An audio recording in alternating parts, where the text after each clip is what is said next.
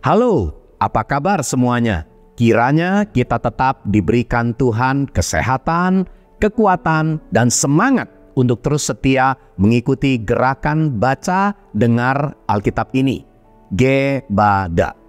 Hari ini kita akan membaca dan membahas kisah Yefta dan lahirnya Simson dalam Hakim-Hakim pasal 11 sampai dengan pasal 13. Yefta memiliki arti membuka mulut. Tatkala Yefta membuka mulutnya, maka Tuhan membukakan jalan dan pintu kemenangan baginya. Yefta adalah anak dari seorang perempuan sundal yang menikah dengan ayahnya, yaitu Gilead. Yefta diusir oleh istri asli Gilead. Lalu Yefta lari ke tanah Tob dan menjadi kepala perampok di sana. Ketika terjadi peperangan, Bani Amon melawan Israel, yakni pasukan Gilead, maka para tua-tua Gilead menjemput Yefta untuk menjadi panglima perang mereka.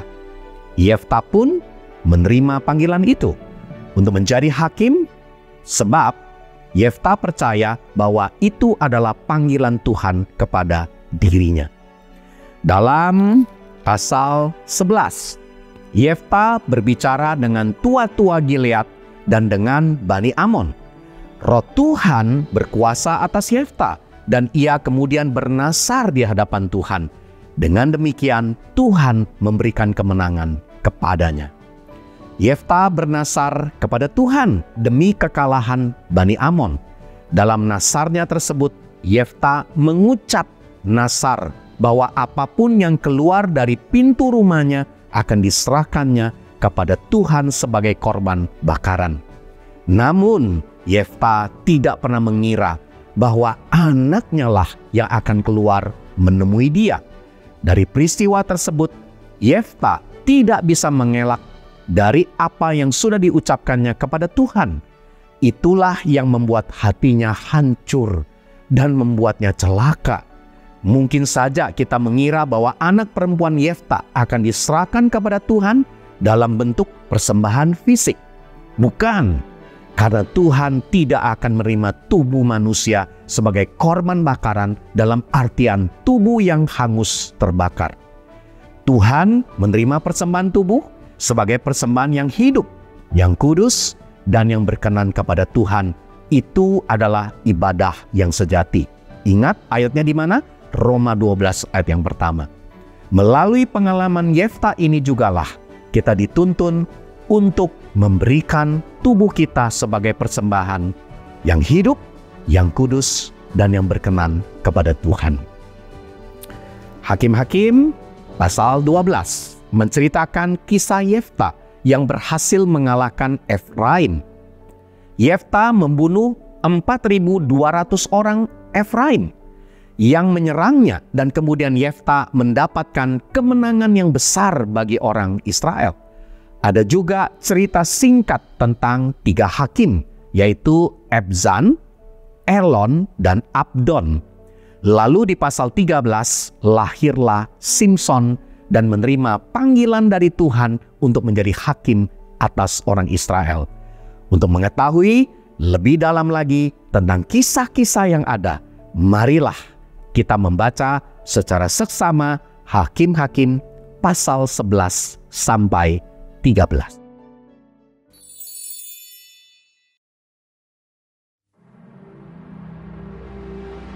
Adapun Yefta, orang Gilead itu, adalah seorang pahlawan yang gagah perkasa.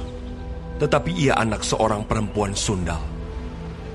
Ayah Yefta ialah Gilead. Juga istri Gilead melahirkan anak-anak lelaki baginya. Setelah besar anak-anak istrinya ini, maka mereka mengusir Yefta. Katanya kepadanya, "Engkau tidak mendapat milik pusaka dalam keluarga kami, sebab engkau anak dari perempuan lain." Maka larilah Yefta dari saudara-saudaranya itu dan diam di tanah Tob. Di sana berkumpullah kepadanya petualang-petualang yang pergi merampok bersama-sama dengan dia. Beberapa waktu kemudian, Bani Amon berperang melawan orang Israel. Dan ketika Bani Amon itu berperang melawan orang Israel, pergilah para tua-tua Gilead menjemput Yefta dari tanah Tob. Kata mereka kepada Yefta, "Mari, jadilah panglima kami, dan biarlah kita berperang melawan Bani Amon." Tetapi kata Yefta kepada para tua-tua Gilead itu, "Bukankah kamu sendiri membenci aku dan mengusir aku dari keluargaku? Mengapa kamu datang sekarang kepadaku pada waktu kamu terdesak?" Kemudian berkatalah para tua-tua Gilead kepada Yefta, "Memang kami datang kembali sekarang kepadamu. Ikutilah kami dan berperanglah melawan Bani Amon. Maka engkau akan menjadi kepala atas kami, atas seluruh penduduk Gilead." Kata Yefta kepada para tua-tua Gilead, "Jadi, jika kamu membawa aku kembali untuk berperang melawan Bani Amon, dan Tuhan menyerahkan mereka kepadaku, maka akulah yang akan menjadi kepala atas kamu." Lalu kata para tua-tua Gilead kepada Yefta, "Demi Tuhan yang mendengarkannya sebagai saksi antara kita, kami akan berbuat seperti katamu itu." Maka Yefta ikut dengan para tua-tua Gilead. Lalu bangsa itu mengangkat dia menjadi kepala dan panglima mereka. Tetapi Yefta membawa seluruh perkaranya itu ke hadapan Tuhan di Mispa. Kemudian Yefta mengirim utusan kepada Raja Bani Amon dengan pesan, "Apakah urusanmu dengan aku, sehingga engkau mendatangi aku untuk memerangi negeriku?" Jawab Raja Bani Amon kepada utusan Yefta, "Orang Israel ketika berjalan keluar dari Mesir telah merampas tanahku, dari sungai Arnon sampai ke sungai Yabok dan sampai ke sungai Yordan. Maka sekarang kembalikanlah semuanya itu dengan jalan damai." Lalu Yefta mengirim pula utusan kepada Raja Bani Amon dengan pesan, "Beginilah kata Yefta, orang Israel tidak merampas tanah orang Moab atau tanah Bani Amon. Sebab ketika berjalan keluar dari Mesir, orang Israel melalui padang gurun sampai ke Laut Teberau dan tiba di Kades. Ketika itu orang Israel mengirim utusan kepada Raja negeri Edom dengan permintaan, 'Izinkanlah kiranya kami berjalan melalui negerimu ini.' Tetapi Raja negeri Edom tidak mau mendengar. Mereka mengirim juga utusan kepada Raja negeri Moab, tetapi Raja ini menolak. Maka orang Israel tinggal di Kades. Kemudian mereka berjalan melalui padang gurun, menempuh jalan keliling, tanah Edom dan tanah Moab, lalu sampai ke sebelah timur tanah Moab. Maka berkemahlah mereka di seberang sungai Arnon, dengan tidak masuk daerah Moab, sebab sungai Arnon itulah batas daerah Moab. Lalu orang Israel mengirim utusan kepada Sihon, raja orang Amori, raja di Hesibon, dan orang Israel meminta kepadanya, 'Izinkanlah kiranya kami berjalan melalui negerimu ini sampai ke tempat yang kami tuju.' Tetapi Sihon tidak percaya kepada orang Israel yang hendak berjalan melalui daerahnya itu. Maka dikumpulkannyalah seluruh rakyatnya. Ia berkemah di Yahas, lalu berperang melawan orang Israel. Tetapi Tuhan, Allah Israel, menyerahkan Sihon dengan seluruh rakyatnya ke dalam tangan orang Israel, dan mereka dikalahkan. Sehingga orang Israel menduduki seluruh negeri kepunyaan orang Amori, penduduk negeri itu. Demikianlah dimiliki orang Israel seluruh daerah orang Amori itu, dari sungai Arnon sampai ke sungai Yabok, dan dari padang gurun sampai ke sungai Yordan. Maka sekarang Tuhan, Allah Israel, telah merebut milik orang Amori bagi Israel umatnya. Apakah engkau hendak memiliki pula tanah mereka itu? Bukankah engkau akan memiliki apa yang diberi oleh Kamos Allahmu? Demikianlah kami memiliki segala yang direbut bagi kami oleh Tuhan, Allah kami. Lagi pula, apakah engkau lebih baik dari Balak bin Sipor, Raja Moab? Pernahkah ia menuntut hak kepada orang Israel? Atau pernahkah ia berperang melawan mereka?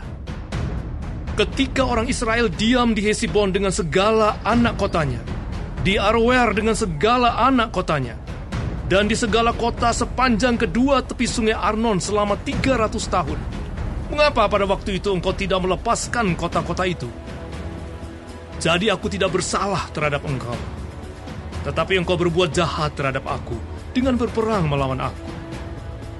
Tuhan, hakim itu, dialah yang menjadi hakim pada hari ini antara orang Israel dan Bani Amon. Tetapi Raja Bani Amon tidak mendengarkan perkataan yang disampaikan kepadanya oleh utusan-utusan Yefta. Lalu roh Tuhan menghinggapi Yefta. Ia berjalan melalui daerah Gilead dan daerah Manasye, kemudian melalui Mispa di Gilead, dan dari Mispa di daerah Gilead, ia berjalan terus ke daerah Bani Amon. Lalu bernasarlah Yefta kepada Tuhan, katanya, "Jika engkau sungguh-sungguh menyerahkan Bani Amon itu ke dalam tanganku, maka apa yang keluar dari pintu rumahku untuk menemui aku pada waktu aku kembali dengan selamat dari Bani Amon, itu akan menjadi kepunyaan Tuhan, dan aku akan mempersembahkannya sebagai korban bakaran." Kemudian Yefta berjalan terus untuk berperang melawan Bani Amon, dan Tuhan menyerahkan mereka ke dalam tangannya. Ia menimbulkan kekalahan yang amat besar di antara mereka, mulai dari Aroer sampai dekat Minit, 20 kota banyaknya, dan sampai ke Abel Keramim, sehingga Bani Amon itu ditundukkan di depan orang Israel. Ketika Yefta pulang ke Mispa ke rumahnya, tampaklah anaknya perempuan keluar menyongsong dia dengan memukul rebana serta menari-nari. Dialah anaknya yang tunggal.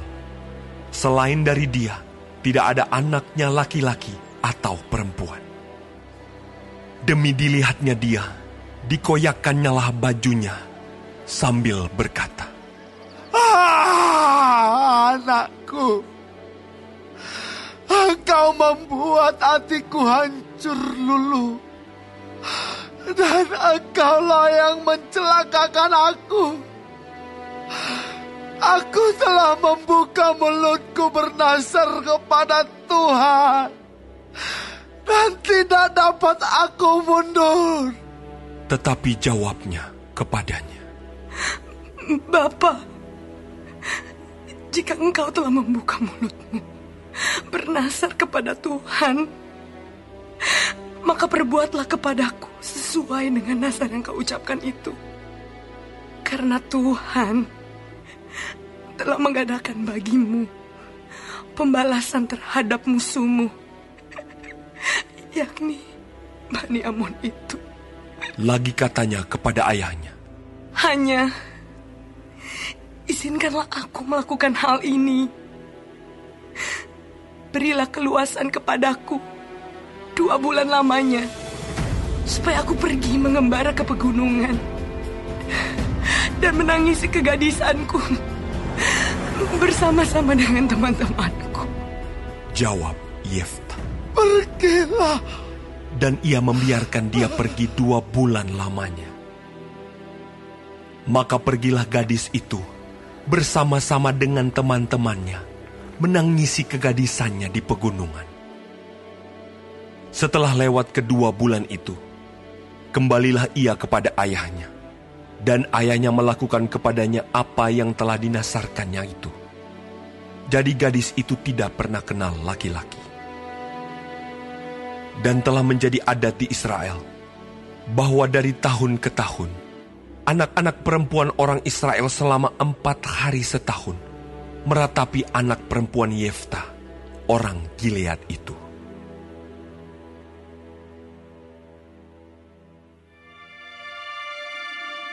Dikerahkanlah orang Efraim, lalu mereka bergerak ke Savon, dan mereka berkata kepada Yefta, Mengapa engkau bergerak untuk memerangi Bani Amon dengan tidak memanggil kami untuk maju bersama-sama dengan engkau? Sebab itu, kami akan membakar rumahmu bersama-sama kamu. Tetapi jawab Yefta kepada mereka, Aku dan rakyatku telah terlibat dalam peperangan yang hebat dengan Bani Amon. Lalu aku memanggil kamu, tetapi kamu tidak datang menyelamatkan aku dari tangan mereka. Ketika kulihat bahwa tidak ada yang datang menyelamatkan aku, maka aku mempertaruhkan nyawaku dan aku pergi melawan Bani Amon itu. Dan Tuhan menyerahkan mereka ke dalam tanganku. Mengapa pada hari ini kamu mendatangi aku untuk berperang melawan aku?" Kemudian Yefta mengumpulkan semua orang Gilead, lalu mereka berperang melawan suku Efraim. Dan orang-orang Gilead mengalahkan suku Efraim itu. Sebab orang-orang itu mengatakan, "Kamulah orang-orang yang telah lari dari suku Efraim." Kaum Gilead itu ada di tengah-tengah suku Efraim dan suku Manasye. Untuk menghadapi suku Efraim itu, maka orang Gilead menduduki tempat-tempat penyeberangan sungai Yordan. Apabila dari suku Efraim ada yang lari dan berkata, "Biarkanlah aku menyeberang," maka orang Gilead berkata kepadanya, "Orang Efraimkah engkau?" Dan jika ia menjawab, "Bukan," maka mereka berkata kepadanya, "Coba katakan dahulu, Sibolet." Dan jika ia berkata Sibolet, jadi tidak dapat mengucapkannya dengan tepat, maka mereka menangkap dia dan menyembelihnya dekat tempat-tempat penyeberangan sungai Yordan itu.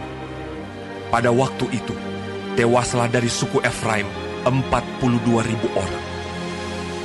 Yefta memerintah sebagai hakim atas orang Israel 6 tahun lamanya. Kemudian matilah Yefta, orang Gilead itu, lalu dikuburkan di sebuah kota di daerah Gilead. Sesudah dia, maka Ebsan dari Bethlehem memerintah sebagai hakim atas orang Israel. Ia mempunyai 30 anak laki-laki. 30 anaknya perempuan dikawinkannya keluar kaumnya, dan 30 anak perempuan diambilnya dari luar kaumnya untuk anak-anaknya lelaki itu. Ia memerintah atas orang Israel 7 tahun lamanya. Kemudian matilah Ebsan, lalu dikuburkan di Bethlehem. Sesudah dia, maka Elon orang Zebulon memerintah sebagai hakim atas orang Israel. Ia memerintah atas orang Israel 10 tahun lamanya. Kemudian matilah Elon, orang Zebulon itu, lalu dikuburkan di Ayalon, di tanah Zebulon. Sesudah dia, maka Abdon bin Hilel, orang Piraton, memerintah sebagai hakim atas orang Israel. Ia mempunyai 40 anak laki-laki dan 30 cucu laki-laki yang mengendarai 70 ekor keledai jantan. Ia memerintah atas orang Israel 8 tahun lamanya. Kemudian matilah Abdon bin Hilel, orang Piraton itu, lalu dikuburkan di Piraton, di tanah Efraim, di pegunungan orang Amalek. Orang Israel melakukan pula apa yang jahat di mata Tuhan. Sebab itu Tuhan menyerahkan mereka ke dalam tangan orang Filistin 40 tahun lamanya. Pada waktu itu, ada seorang dari Zorah, dari keturunan orang Dan, namanya Manoah. Istrinya mandul, tidak beranak.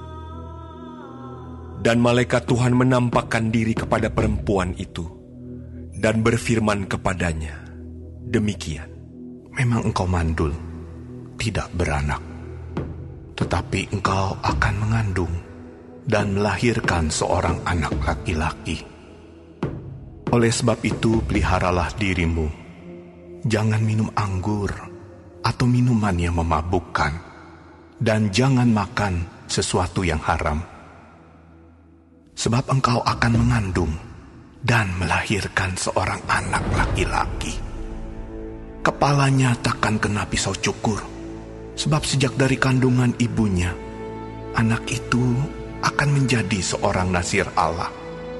Dan dengan dia akan mulai penyelamatan orang Israel dari tangan orang Filistin." Kemudian perempuan itu datang kepada suaminya dan berkata, "Telah datang kepadaku seorang abdi Allah, yang rupanya sebagai rupa malaikat Allah, amat menakutkan. Tidak kutanyakan dari mana datangnya, dan tidak juga diberitahukannya namanya kepadaku. Tetapi ia berkata kepadaku, engkau akan mengandung dan melahirkan seorang anak laki-laki. Oleh sebab itu, Janganlah minum anggur atau minuman yang memabukkan. Dan janganlah makan sesuatu yang haram. Sebab sejak dari kandungan ibunya sampai pada hari matinya, anak itu akan menjadi seorang nazir Allah. Lalu Manoah memohon kepada Tuhan. Katanya, "Ya Tuhan, berilah kiranya abdi Allah yang kau utus itu datang pula kepada kami dan mengajar kami apa yang harus kami perbuat kepada anak yang akan lahir itu."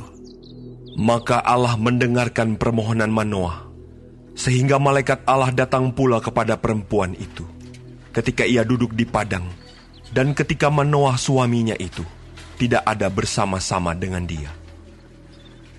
Kemudian perempuan itu segera berlari, memberitahukan kepada suaminya. Katanya kepadanya, "Orang yang datang kepadaku baru-baru ini menampakkan diri pula kepadaku." Lalu bangunlah Manoah dan mengikuti istrinya. Setelah sampai kepada orang itu, berkatalah ia kepadanya, "Engkaukah orang yang telah berbicara kepada perempuan ini?" Jawabnya, "Benar." Lalu kata Manoah, "Dan apabila terjadi yang kau katakan itu, bagaimanakah nanti cara hidup anak itu dan tingkah lakunya?" Jawab malaikat Tuhan itu kepada Manoah, "Perempuan itu harus memelihara diri terhadap semua yang kukatakan kepadanya. Janganlah ia makan sesuatu yang berasal dari pohon anggur. Anggur atau minuman yang memabukkan tidak boleh diminumnya, dan sesuatu yang haram tidak boleh dimakannya.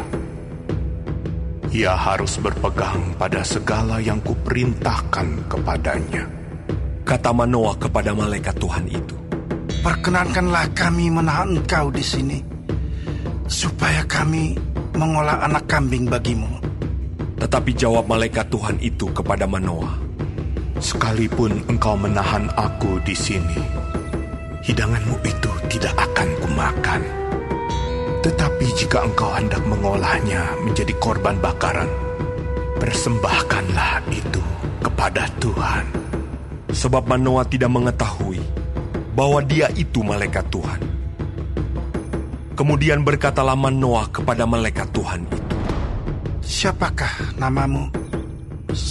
Sebab apabila terjadi yang kau katakan itu, maka kami hendak memuliakan engkau." Tetapi jawab malaikat Tuhan itu kepadanya, "Mengapa engkau juga menanyakan namaku? Bukankah nama itu ajaib?" Sesudah itu Manoah mengambil seekor anak kambing dan korban sajian, lalu mempersembahkannya kepada Tuhan di atas batu. Lalu diperbuatnya keajaiban, sementara Manoah dan istrinya memandanginya. Sedang nyala api itu naik ke langit dari mezbah, maka naiklah malaikat Tuhan dalam nyala api mezbah itu. Ketika Manoah dan istrinya melihat hal ini, sujudlah mereka dengan mukanya sampai ke tanah. Sejak itu malaikat Tuhan tidak lagi menampakkan diri kepada Manoah dan istrinya. Maka taulah Manoah bahwa dia itu malaikat Tuhan.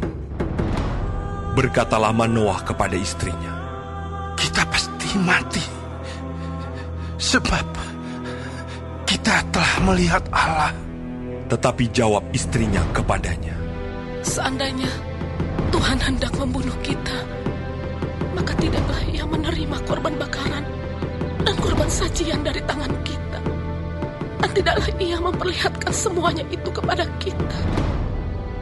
Dan tidaklah ia memperdengarkan hal-hal yang demikian kepada kita pada waktu sekarang ini." Lalu perempuan itu melahirkan seorang anak laki-laki dan memberi nama Simson kepadanya. Anak itu menjadi besar dan Tuhan memberkati dia. Mulailah hatinya digerakkan oleh roh Tuhan di Mahanedan, yang terletak di antara Zora dan Esitaol.